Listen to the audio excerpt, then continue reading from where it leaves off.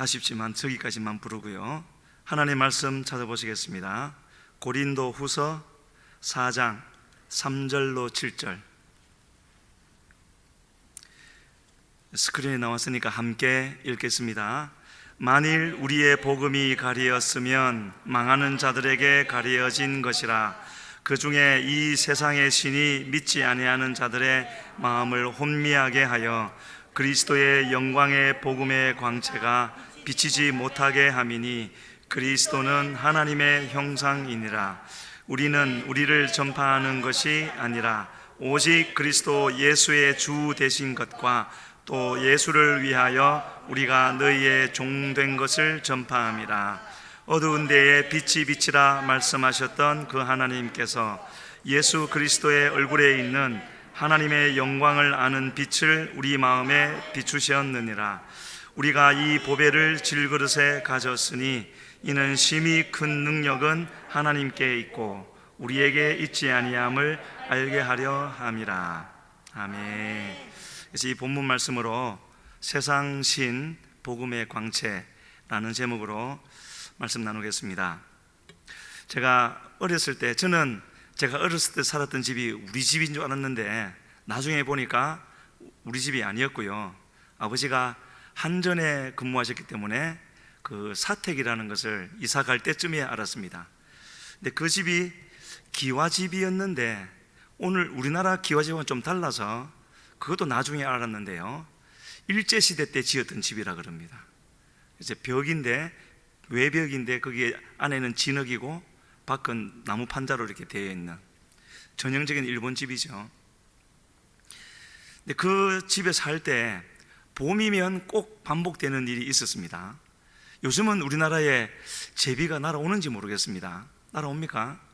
그때는 꼭 봄이 되면은 제비가 와서 우리 집도 그렇고 우리 옆집도 그렇고 처마 밑에 집을 짓는데, 어떻게 어디서 가져왔는지요, 꼭 갯벌에 뻘 같은 흙을 가져와서요 처마 밑에 이렇게 동그랗게 집을 짓는데 그게 떨어지지도 않고 단단하게 집이 되더라고요.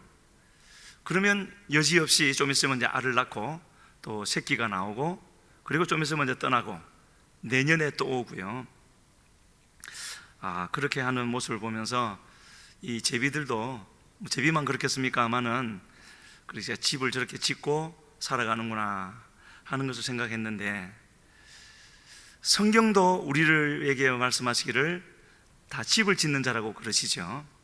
그래서 우리도 우리의 집을 지어가고 있는데, 노아가 방주를 지었던 것처럼 우리도 우리의 집을 짓고 있는데, 두 가지 질문이 있겠죠. 어디에다 짓고 있는가? 또 하나는 무엇으로 짓고 있는가? 장소와 터와 재료, 이 두 가지를 볼 수 있는데, 생각해 볼 수가 있는데, 예수님이 잡히시던 날 밤, 잡히시기 직전 제자들과 만찬을 나누시면서 해주셨던 그 다락방 강화에 이런 말씀이 있죠. 내가 너희를 위하여 거처를 예비하러 가노니, 그러시면서 가서 너희를 위하여 거처를 예비하면 다시 와서 너희를 내게로 영접하여 나 있는 곳에 너희도 있게 하리라, 이렇게 말씀을 하셨습니다. 그렇다면 이제 한 가지 드리는 질문은요, 주님이 가셔서 우리를 위하여서 주님과 우리가 함께 거할 수 있는 거처를 마련하면 다시 오신다고, 데리러 오신다고 그렇게 하셨는데, 주님이 가서 준비하실 그 거처는 우리의 거처지요. 무엇으로 만드실까? 한번 생각해 보셨습니까? 그렇게 그에 대한 답도 그 같은 장에서 주셨는데요, 이렇게 말씀을 하셨습니다. 예수께서 대답하여 이르시되 사람이 나를 사랑하면 내 말을 지키리니 내 아버지께서 그를 사랑하실 것이요 우리가 그에게 가서 거처를 그와 함께 할 것이라. 답을 찾으셨습니까? 주님이 우리의 거처를 주님의 나라에 지으실 때 무엇을 재료로 지으실 것인가? 방금 읽어드린 그 말씀에서 답을 찾으셨나요? 뭐라고 말씀하셨습니까? 이 말씀을 두 번 연거푸 말씀하셨는데요, 사람이, 이제 우리죠, 여기서 사람이라는 것은 믿는 사람들이겠죠. 사람이 주님을 사랑하면 그 사랑하는 마음의 표현으로 주의 말씀을 지킨다 그럽니다. 그리고 그것이 참되게 지키는 것인지 주님은 아신다라는 거죠. 그러면 그래 됐어 라는 그 표현으로 우리가 오신대요. 하나님, 예수님, 성령님이 오셔서 이 땅에 사는 우리와 거처를 함께 하시겠다고요. 우리 속에 계시겠다라는 거죠. 그 삶이 재료가 되어서 주님의 나라에 우리가 이후에 가서 거하게 될 거처를 주님이 만드시는 겁니다. 이 땅에서 사는 우리의 삶과 주님의 나라에서 살게 될 우리의 거처가 따로가 아니라 오늘 사는 이 하루가 바로 노아가 방주를 지었던 것처럼 오늘의 이 하루가 우리의 집을 짓는 벽돌 한 장이 되는 거죠. 그러면 우리가 하루를 어떻게 살아야 될 것인가? 어떻게 오늘 사셨습니까? 고린도전서 3장에 가면 나중에 3장을 좀 읽어보시고요. 지금 같이 읽지는 않겠습니다. 이 땅에서 우리가 어떻게 살았는가 하는 것을 하나님이 테스트 하신다고 하는데 마지막 순간에요. 뭘로 테스트 하시느냐 하면은 불로 하신다 그럽니다. 불로 하면 두 가지로 나눠지겠죠. 타는 것과 타지 않는 것. 그래서 타지 않는 것을 비유로 말씀하시기를 금이나 은이나 이런 것으로 한다고. 그런데 불에 타는 것도 있는데 풀, 나무 이런 거라고요. 그 말씀을 하시고 나서 타는 것과 타지 않는 것, 타더라도 구원은 받는다 했습니다. 불에서 나온 것 같은 구원, 말하자면 부끄러운 구원이죠. 그런데 말씀이 거기서 그치지 않고 그게 15절까지인가 그렇고요. 16절에 가면은 이어서 말씀하시기를 너희는 하나님의 성전인데 그 성전을 더럽힌 자는 멸하신다고 그렇게 말씀을 하십니다. 그래서 다른 말씀 드리는 것이 아니라 그냥 이 땅에서 삶 따로 이후에 갈 하나님의 나라 따로가 아니라 오늘 주어진 이 하루라는 시간을 우리는 정신 바짝 차리고 살아야 된다는 거죠. 그래서 그래야 할 이유는 영의 세계가 있기 때문에, 그리고 그 영의 세계는 지금 우리가 사는 이 현실 육신의 세계와 밀접하게 연결되어져 있기 때문에 그렇게 따로따로 생각할 것이 아니라는 거고요. 그래서 우리가 주님이 맡기신 사역들을 잘 감당하고 가능하면 더 큰 일을 하고 그렇게 해야 되겠지만, 그보다도 우리가 우선을 두어야 할 것이 있다면 주님과 어떻게 동행하며 살아갈 것인가 하는 그것을 우리가 생각해야 되겠고, 그것이 얼마나 중요한지를 마태복음 7장 24절에서는요 그렇게 주님과 동행하여서 살아가는 것, 곧 주의 음성을 듣고 주의 뜻을 알고, 사실 이렇게 말로 간단하지만 그 말씀에 순종한다라는 것은 사투를 벌리는 건 아니겠습니까? 한 번씩 이렇게 넘어져 본 사람은 이 말에 동의가 될 겁니다. 그래서 하지만 그것이 얼마나 중요한지 지혜로운 자라고 말씀을 하시면서 그렇게 살아가는 것이 반석 위에 집을 짓는 것이 되어지고, 이후에 큰 물 창수가 나서, 며칠 전에 신문 보셨죠? 미국의 플로리다인가요? 12층 아파트가 그냥 몇 초 만에 무너져 버렸죠. 그래서 시체 찾은 것이 4명, 사망이 4명이고 실종이 159명인가 다 죽었겠죠. 그거 보셨습니까? 그냥 무너져 내리는 건요, 여러 가지 이유가 있겠지만 그 중에 한 가지는 기초가 튼튼하지 않았겠죠. 그런데 우리가 주님의 말씀을 잘 듣고 순종하여서, 그거 쉽겠습니까? 왜 안 쉽죠? 내가 죽어야 되기 때문에 그렇죠. 빨리 좀 죽었으면 좋겠어요. 잘 안 죽네요. 그래서 그렇게 우리가 살아가는 삶이 재료가 되어져서 주님 나라에 우리의 집을 조금씩 이루어가고, 그게 이루어지면 주님이 데리러 오신다고요. 그렇게 말씀을 하셨습니다. 그런데 아까 고린도전서 3장에 나왔던 대로 불에 타버릴 공력, 공적 있잖아요.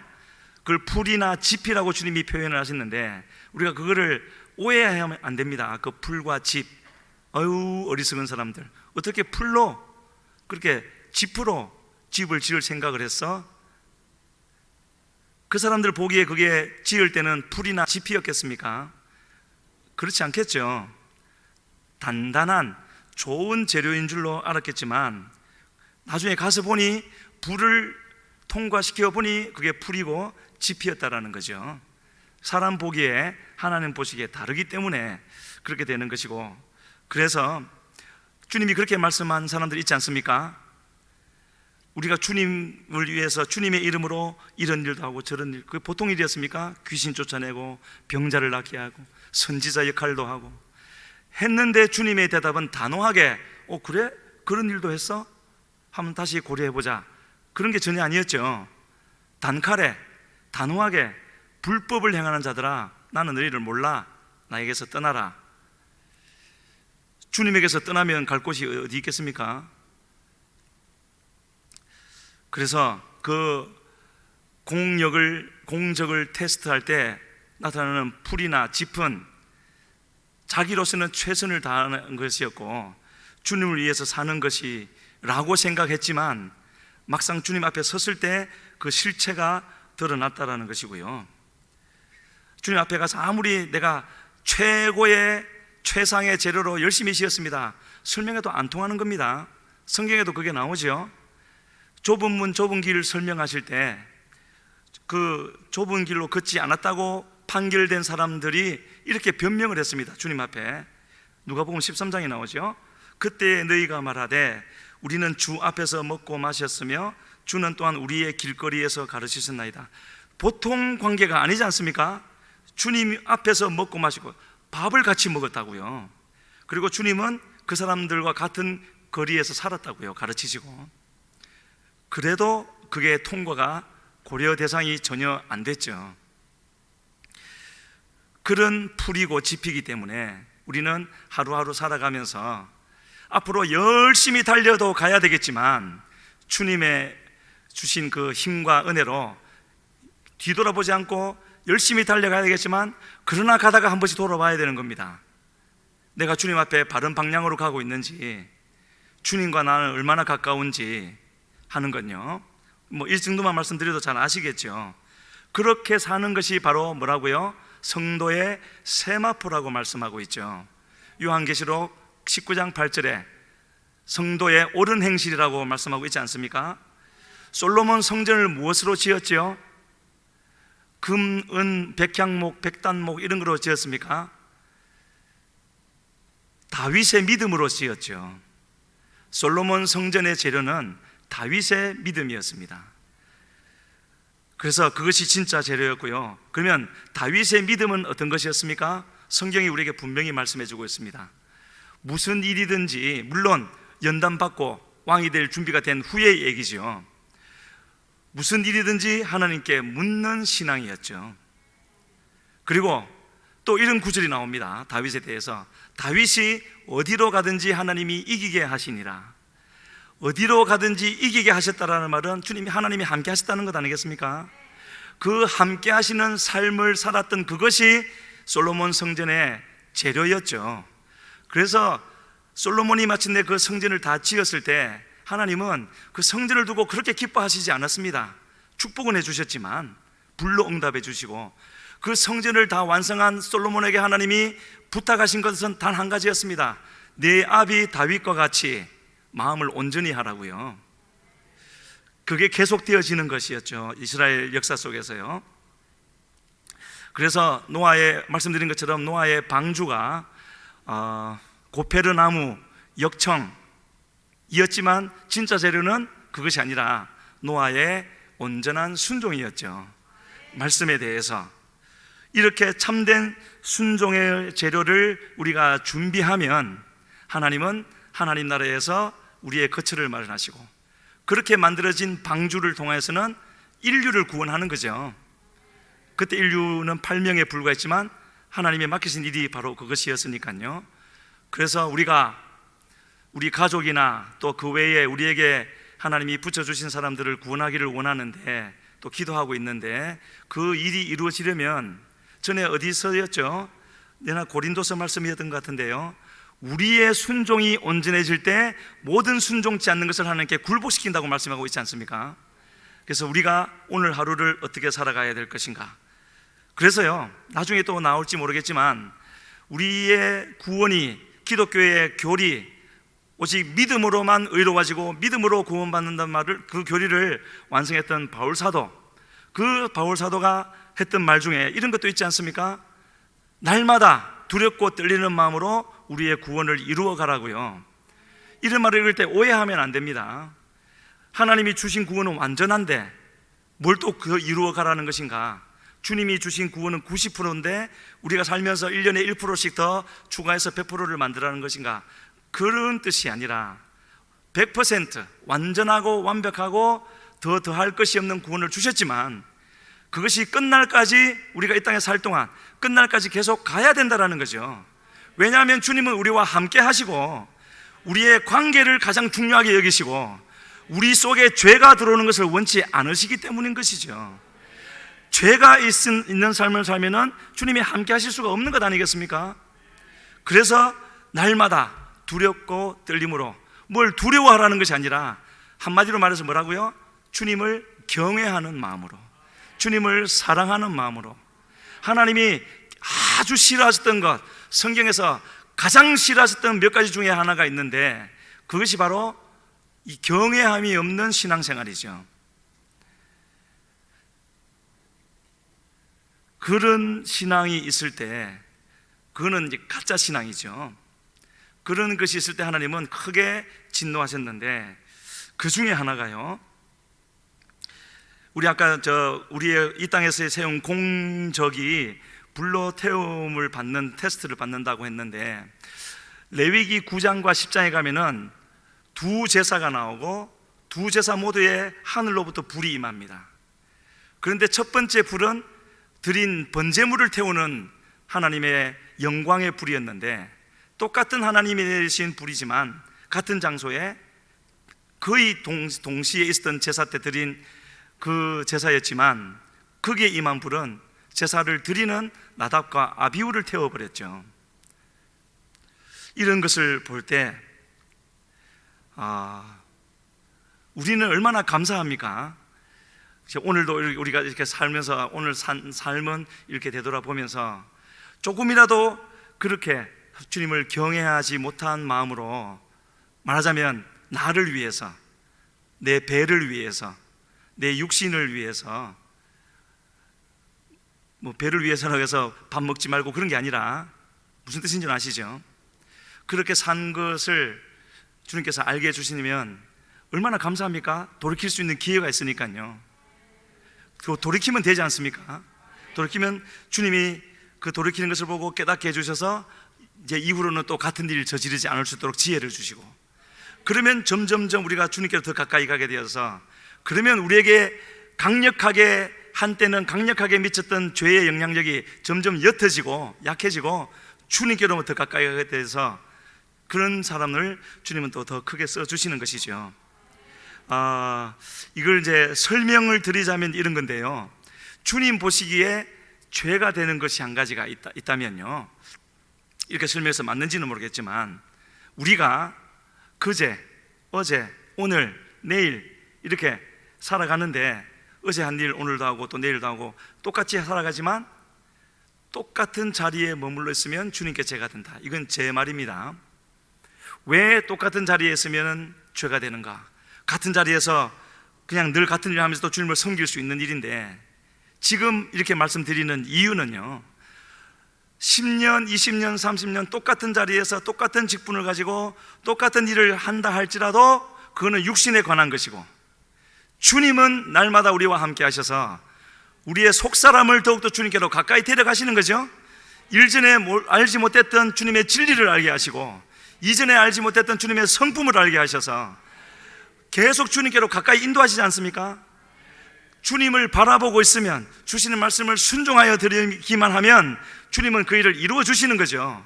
마치 사마리아 여인을 주님이 찾아가셔서 처음에는 그 여인에게 주님은 유대인 남자에 불과했지만 주님이 계속 말씀으로 당겨주시니까 조금 있다는 선지자로 알게 되고, 그리고 마침내는 메시아로 알게 되어졌던 것처럼 주님은 그 일을 행해 주시는데 주님께로 더 가까이 가지 못하고요, 어제 그 자리, 그제 그 자리 계속 머물러 있다면은 이거는 주의 말씀을 찾지 않은 것이고, 또 알았어도 순종하여 드리지 않았다라는 뜻이 되기 때문에 그 자리에 계속 머물러 있으면 주님 보시기에는 죄가 된다, 그렇게 말씀을 드렸던 겁니다. 그래서 주님은 한 번은 요한복음 8장에서 그렇게 말씀하셨죠. 자기를 믿은 유대인들에게 이렇게 말씀하셨습니다. 내 말에 거하면, 말에 거한다는 말은 전혀 아무것도 없는 것이 아니라 뭐 암송하거나 묵상하거나 그게 아니라 말에 거하면, 주님의 말씀에 거하면 진리를 알게 된대요. 진리를 알게 되면은요, 그 앞에 참 제자가 된다는 말씀도 있습니다. 그대로 한번 제가 읽어드릴게요. 예수께서 자기를 믿은 유대인들에게 이르시되 너희가 내 말에 거하면, 이게 조건이죠. 참으로 내 제자가 되고 진리를 알지니 진리가 너희를 자유롭게 하리라. 제가 이제 다 그러시겠지만 저도 간절히 지금 바라는 것은 진리로 자유롭게 되는 건요, 이 세상 살 동안에 어려움이 없을 수 없지 않겠습니까? 나를 힘들게 하는 일이 없을 수 없기 때문에, 또 하나님의 방법도 모든 어려움을 싹 없애주고 주님 나라 갈 때까지 평안만 있게 하고 그런 것이 아니죠. 문제는 일어나되 오히려 주님 믿고 나면 더 많이 일어나겠죠. 사단이 공격을 할 테니까. 그 일어나는 문제가 문제가 아니라 그 문제에서 솟아올라서 문제를 문제로 여기지 않고 그럼에도 불구하고 주님께로 가기를 선택할 수 있는 힘, 그게 나를 자유하게 하는 것 아니겠습니까? 그것을 주님이 이거 말씀하고 있는 거고요. 전에 읽었던 글 중에 다른 거는 생각이 안 나고 그 부분만 기억이 나는데, 많은 환난을 거치고 한 성도가 이렇게 나왔대요. 그렇게 다 통과하고 나오는 그 사람을 향하여서 주님이 너는 어떻게 그 삶의 모든 무게를 견디고 여기까지 왔느냐, 나를 선택하기로 결정했느냐 하면서 위로해 주시는 그 장면을 제가 거기만 본 기억이 나는데요. 왜 그렇게 할 수가 있었겠습니까? 진리를 아니까. 그 진리가 영원한 것이고 그 진리를 붙들기만 하면은 이미 승리한 것이고 끝까지 갈 수 있다는 것을 믿었기 때문에 현재의 어려움을 그냥 뒤로 하고, 얼마나 어려웠겠습니까? 하지만 그냥 붙드는 거죠. 그래서 자유하게 된다고요. 자유하는 자에게 주님이 더 크신 은혜를 주셔서 그래서 그랬구나 이렇게 깨닫게 해주시지 않겠습니까?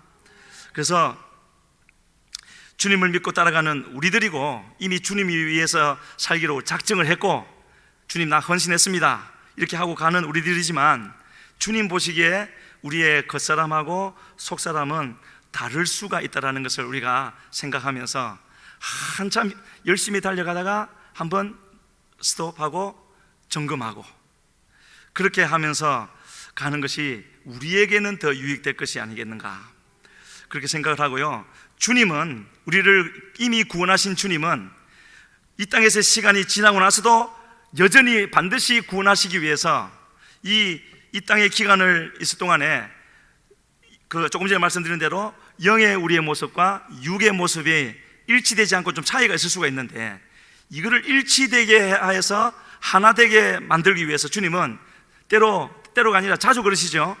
고난이라는, 어려움이라는 그런 환난이라는 도구를 사용하시는데, 그렇게 우리에게 주어지는, 주님이 주시는 그 환난을 성경은 뭐라고 설명을 하시느냐 하면요, 잠시 받는 환난에 경한 것이라고 말씀을 합니다. 그러면서 그 뒤에 따르는 주님이 주실 영광을 뭐라고요?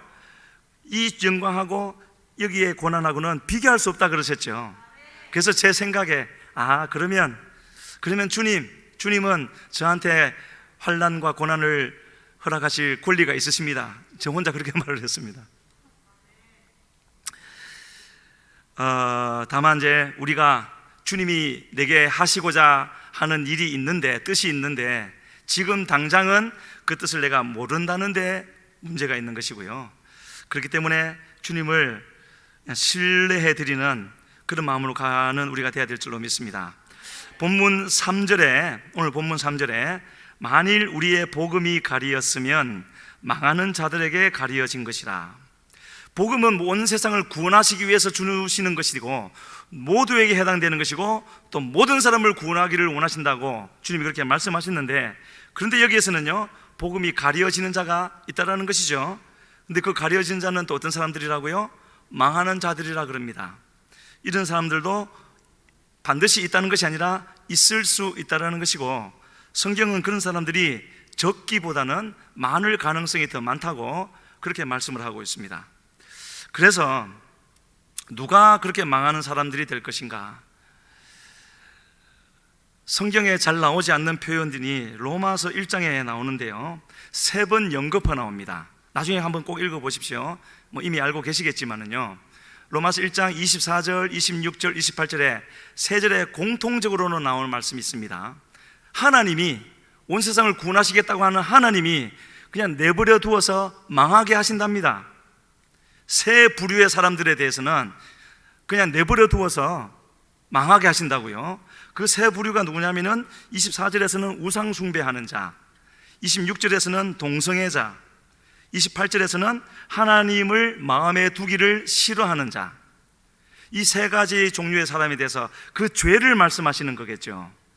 그런데 이 세 가지 종류의 사람들의 시작점이 되는 이 일이 있을 때 시간이 지나면서 이 세 종류로 갈라질 수 있다라고 말씀하시는 것이 로마서 1장 21절에 나오거든요. 바로 앞에 같이 한번 읽으시겠습니다. 하나님을 알되 하나님을 영화롭게도 아니하며 감사하지도 아니하고 오히려 그 생각이 허망하여지며 미련한 마음이 어두워졌나니. 여기 보십시오. 첫 번째 어떤 사람들이라고요? 하나님을 아는 사람들입니다. 모르는 사람이 아니죠. 아는데 알면은 그 다음에 마땅히 따라야 할 삶이 있는데 다른 방향으로 가는 겁니다. 어떻게 한다고요? 하나님을 영화롭게도 안 하고. 그 말은 하나님을 안다면 반드시 그 삶은 하나님을 영화롭게 하는 삶이 돼야 된다는 거죠. 근데 이 사람들은 그렇지를 않았고, 두 번째는요 감사하지 않았대요. 내 마음, 내 입에서 원망하는 말이 나올 때 기억해야 되겠죠.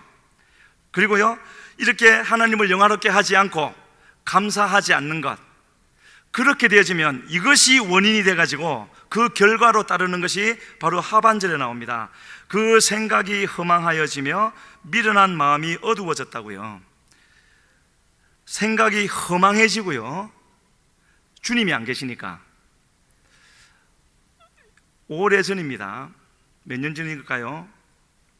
100년은 넘었을 것 같은데 어느 학교에 선생님이 하나님을 안 믿는 사람이었대요.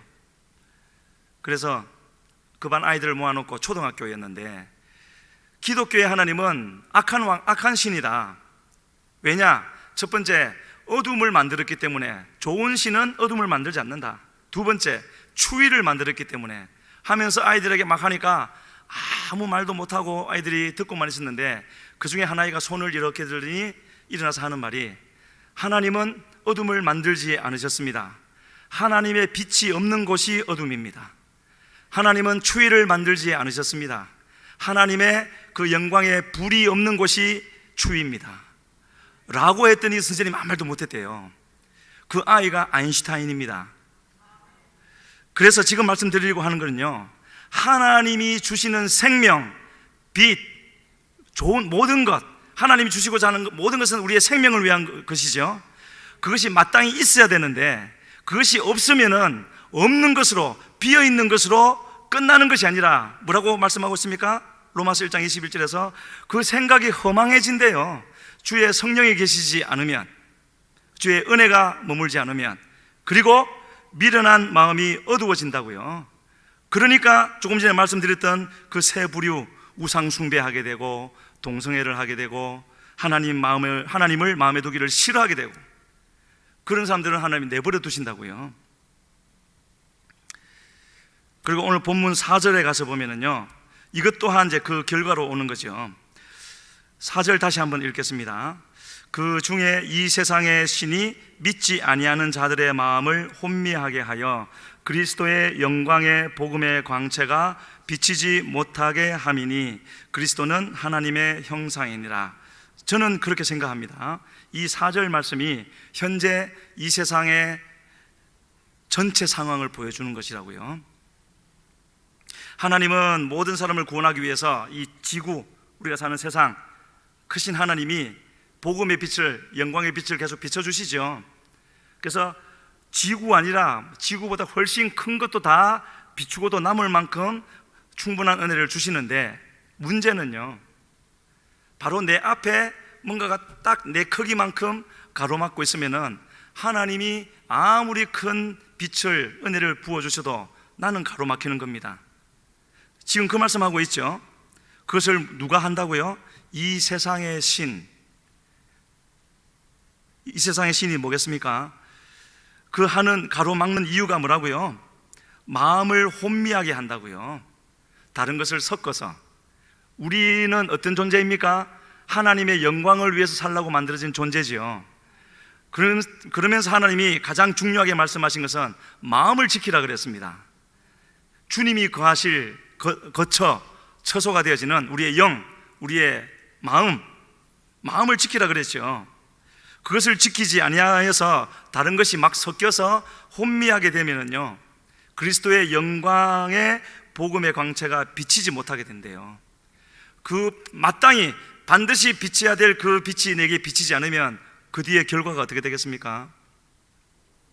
그래서 여기서는 믿지 아니하는 자들의 마음을 혼미하게 한다 그랬는데요, 전혀 모르는 사람들, 전혀 주님을 모르고 예수 그리스도도 모르는 사람들이겠습니까? 성경 전체를 보면은 그 사람들은 물론이지요. 주님을 모르는 사람들은 물론이거니와, 이런 유의 말씀은 조금 전에도 보았듯이 하나님을 안다 하는 사람들을 대상으로 하는 말씀 아니겠습니까? 그래서 아까도 말씀드렸죠. 하나님이 가장 싫어하시는 것 중에 하나가 입술로만 주님을 공경하고 실제로는 사랑하는 마음은 없는 것. 그것이 이사야 29장 13절에 나오는데요, 이 말씀을 예수님이 화면에 좀 띄워주시기 바랍니다. 예수님도 여러 번 인용하시면서 잘못된 지도자들, 바리새인들, 서기관들, 대제사장들을 징책하실 때 하셨던 말씀이죠. 함께 읽겠습니다. 주께서 이르시되 이 백성이 입으로는 나를 가까이 하며 입술로는 나를 공경하나 그들의 마음은 내게서 멀리 떠났나니 그들이 나를 경외함은 사람의 계명으로 가르침을 받았을 뿐. 왜 입술로만 공경하겠습니까? 하나님에 대한 건데요, 왜 그러면서 마음은 멀리 떠났겠습니까? 그 원인을 저 끝에 말씀하고 있죠. 주님의 말씀인데 사람의 계명으로 가르침을 받았다고요.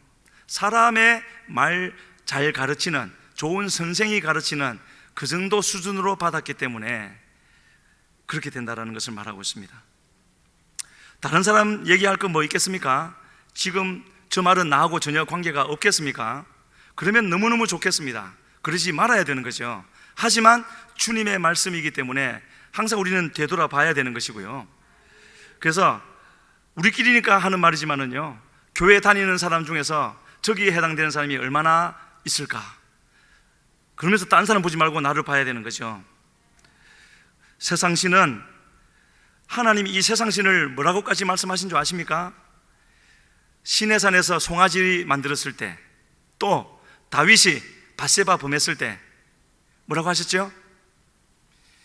원수라고 표현을 하시지요. 원수에게 조롱거리가 되게 했다고, 송아지 우상 만든 것. 원수에게 크게 비방할 거리를 얻게 했다고요. 그 다윗, 딴 사람도 아니고 그 큰 은혜를 받았던 다윗이 그 일을 저질렀을 때 원수래요. 왜 원수로 하겠습니까? 주님이 그 핏값을 흘려주심으로, 핏값을 치러주심으로, 속량이죠. 모두를 구원하기를 원하시는 하나님이신데 그런 구원의 대상이 되는 사람들을 가로막고 구원받지 못하게 하기 때문에 주님은 원수라고까지 말씀을 하시는 겁니다. 주님이 마지막 때에 무슨 일이 있겠습니까? 묻는 제자들에게 첫 번째로 하신 말씀은 사람의 미혹을 받지 말라고 하셨죠.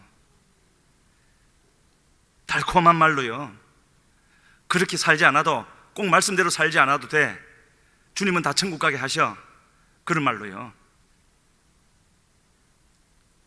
불로 주님이 테스트 하시겠죠. 말씀드린 대로 하나님의 언약의 백성이 되었다는 것은 구원받은 것이고요, 거듭났고 주님과 새로운 관계가 형성되어져서 이제 그 길을 따라가기만 하면 되는 것입니다. 다만 그 길을 누가 끝까지 따라가느냐, 그것이 문제인 것이고, 끝까지 가지 못하게 하는 이 세상신 하나님의 원수가 여전히 있기 때문인 것이죠. 그래서 주님은 계속 함께 하시면서 말씀을 주시면서 안 되면 환난이나 고난을 통해서도 우리를 끝까지 이끌어 가시는 그런 우리 주님이신 줄로 믿습니다. 그래서 바울 사도도요, 신앙생활을 거듭해 갈수록, 시간이 더 지나갈수록 주님 앞에서 고백하는 자기에 대한 고백이 점점 달라지는 것을 볼 수가 있습니다. 세 구절을 연속으로 볼 텐데요, 고린도전서는 그의 사역 초기라고 할 수 있죠. 그리고 에베소는 첫 번째 감옥에 갇혔을 때, 로마에, 그리고 잠시 풀려나지 않습니까?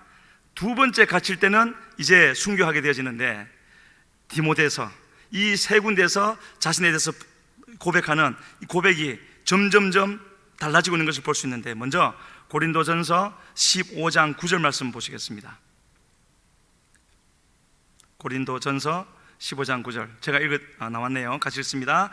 나는 사도 중에 가장 작은 자라. 나는 하나님의 교회를 박해하였으므로 사도라 칭함 받기를 감당하지 못할 자니라. 사도 중에 가장 작은 자라고요. 물론 저렇게 말했다고 해서 교만하거나 그런 말은 아니지만, 일단은 사도 반열에서 가장 작은 자다, 그렇게 말을 하고 있고, 에베소서 첫 번째 감옥에 갇혔을 때 그때 했던 말은 이렇게 되어집니다. 같이 읽습니다. 모든 성도 중에 지극히 작은 자보다 더 작은 나에게 이 은혜를 주신 것은 측량할 수 없는 그리스도의 풍성함을 이방인에게 전하게 하시고, 이번에는 사도 중에가 아니라 성도 중으로 내려왔죠. 내려왔다고 말을 해도 되겠습니까? 사도보다 사실은 더 중요한 것이 성도가 아니겠습니까? 성도 중에 지극히 작은 자보다 더 작은 나, 아주 최대한으로 낮췄죠. 그런데요, 죽기 직전 에베소서로부터 몇 년이 더 지난 이 디모데전서 1장 15절에서는 이렇게 말을 합니다.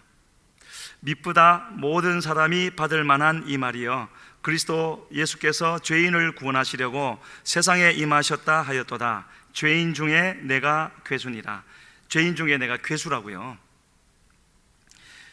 왜 저렇게 하였고 또 저렇게 말한 바울 사도는 끝으로 갈수록, 역시 감옥에서 썼던 빌립보서 같은 곳에서는 표대를 향하여 지금까지 일어난 일 얼마나 많습니까? 바울 사도를 통해서 이루어진 일이. 그 모든 것은 다 뒤로 하고요, 주님이 상급은 주실 거니까 와 내가 저 일을 했어 막 그렇게 하지 않고요, 뒤로 하고 여전히 앞에 있는 표대를 향하여 달려간다고 그럽니다. 내가 다 지난 후에 버림이 되지 않도록 하기 위해서. 그리고 하나님이 그가 간절히 세 번 구했다 그랬죠. 몸에 가시를 빼달라고. 그런데 하나님은 내 은혜가 내게 족하다, 네가 약할 때 강하다 라고 했을 때, 하나님의 뜻을 분명히 알고는 내가 약해지는 것이 아무것도 아닌 줄을 아는 것이 하나님의 뜻이고, 그게 하나님이 내게 원하시는 것이다, 가장 안전한 방법이다 하는 것을 깨닫고는 그저 감사하면서 나갔다고 말하고 있지 않습니까? 그래서 저도 수없이 넘어지고 그렇게, 요즘도 그러지만 이 시간에 다시 한번 우리가 결단까지라고 하게 되겠습니까? 그냥 사람 때문에 힘들어하지 말고요, 환경 때문에 힘들어하지 말고, 힘들지만 그 힘든 마음을 주님께로 돌려서 기도하는 에너지로 쓰자는 거죠. 기도하기가 쉽습니까? 하나님이 우리에게 기도할 수 있도록 주시는 에너지원이 바로 그런 것들이죠. 우리가 믿음을 발휘하기만 하면은요. 그래서 바울 사도는 다른 무엇보다도 끝까지 가기를 원하였고, 누구보다도 주님을 위해 살았지만 여전히 자기를 공격하고 있는 이 세상신이 있다는 것도 알았기 때문에 결코 그게 넘어지지 않고 주님을 위해서 더 끝까지 가기 위해서 이렇게 말했다는 것을 우리에게 보여주고 있습니다. 그 믿음의 조상이라고 하는 아브라함에게도 하나님은 끝까지, 끝 순간에 뭐까지 시키신 분이라고요? 이삭 죽이라고 말씀하지 않습니까? 안 죽이실 계획이 있었지만 그 마음에서는 죽이는 자리까지 이미 간 거죠. 그랬을 때 하나님은 모든 것을 책임져 주셨고요. 어느 길이 넓은 길이고 어느 길이 좁은 길이겠습니까? 우리 앞에 좁은 길이 있고 넓은 길이 따로 있겠습니까? 내 마음에서 결정하는 거죠. 내 마음에서 주님의 말씀을 얼마나 중하게 여길 것인가, 그것이 좁은 길이 될 것이고요. 내 마음대로 해석해서 이래도 되고 저래도 되고, 그게 넓은 길인 거죠. 주님이 그렇게 말씀하셨습니다. 이사야 59장 1절 2절 한번 읽겠습니다. 이사야 59장 1절 2절 시작. 여호와의 손이 짧아 구원하지 못하심도 아니요 귀가 둔하여 듣지 못하심도 아니라 오직 너희 죄악이 너희와 너희 하나님 사이를 갈라놓았고 너희 죄가 그의 얼굴을 가리어서 너희에게서 듣지 않으시게. 다른 문제가 있는 것이 아닌 것이죠. 하나님의 능력이 부족해서, 하나님의 은혜의 재고가 떨어져서 우리에게 은혜를 못 주시고 능력을 못 주시고 그러시겠습니까? 여기서 말씀하고 있지 않습니까? 우리에게 있는 죄 때문에 그렇다고요. 그러면 죄의 문제를 우리가 해결할 수 있습니까? 오로지 주님만 바라보고 엎어져도 주님 쪽으로 엎어져야 할 이유가 바로 이건 것이죠. 얼마나 좋습니까? 얼마나 간단하게 주님이 해주셨습니까? 우리 보고 뭘 하라 그러면 못할 텐데 그냥 주님 쪽으로만 가면 된다고요.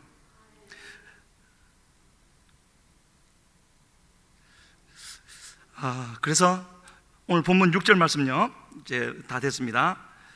6절 말씀 보시면은 제가 읽겠습니다. 어두운 데에 빛이 빛이라 말씀하셨던 그 하나님께서 예수 그리스도의 얼굴에 있는 하나님의 영광을 아는 빛을 우리 마음에 비추셨느니라. 하나님이 우리를 위해서 해주시는 일이 바로 이건 것이죠. 주님은 계속해서 우리가 어쩌기만 하면요, 주님을 향하기만 하고 우리를 덮고 있는 뚜껑을 우리가 벗기기만 하면 그 뚜껑이 잘 안 벗겨지려고 해서 그렇지요, 내려놓으면 되는 거죠. 뚜껑을 벗기기만 하면은 주님이 언제든지 비춰주시는 빛이 우리에게 비쳐서, 비치고 나면 그냥 끝입니까? 우리 속에 생명의 역사가 이어져 가는 거죠.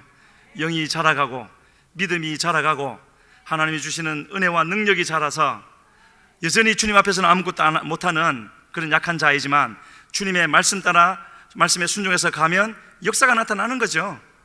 주님이 함께 하시기 때문에 반드시 그 전에 이와 같이 주님을 신뢰해드리고 주님께 순종해드리는 과정이 있을 때 주님은 모든 사람을 다 모시같이 쓰시겠습니까?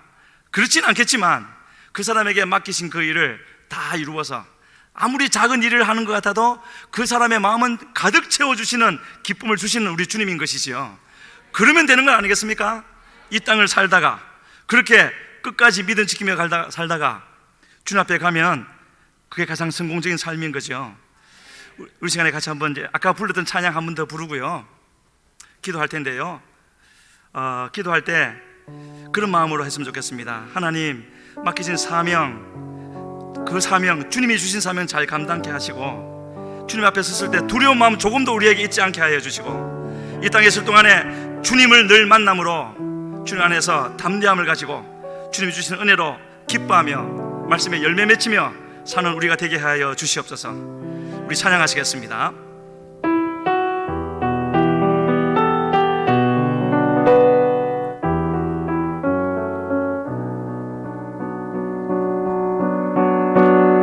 주를 위해 살아가는 것 쉽지 않으나요. 나의 욕심 부와 명예 내려놓아야 하죠. 하지만 걱정하지 마. 조금 더 빨리 하겠습니다. 우리는 순간 아버지의 크신 손이 강하게 붙드시죠. 수많은 믿음의 선배들 주를 위해 살았죠. 죽으면 죽으리라. 아버지의 기쁨의 눈물 보며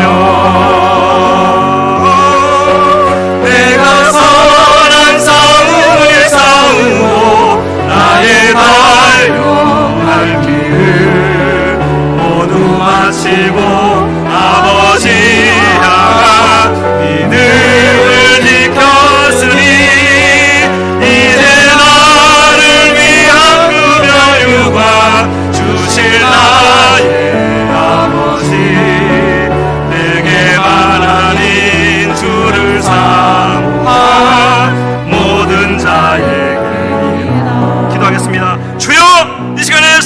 내 마음을 열어주시고 밝혀주시어서 주님만 온전히 의지하고 신뢰하고 주의 뜻만 구하며 순종하여 나가게 하여 주시옵소서. 주여 부르고 기도합니다. 주여 아버지여 하나님 오직 우리 주님 앞에 간절히 빌고 원하오니 주여 도우시옵소서. 주여 이 시간에 역사하여 주시옵소서. 하나님 주여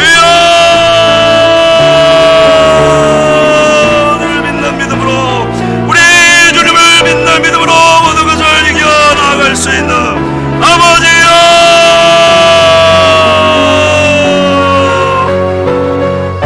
다시 한번 기도합니다. 하나님 이 시간 마음을 열어 주님을 바라보는 이 시간에 이 성도들에게 기적이 일어나게 하여 주시옵소서. 회개가 일어나게 하여 주시옵소서.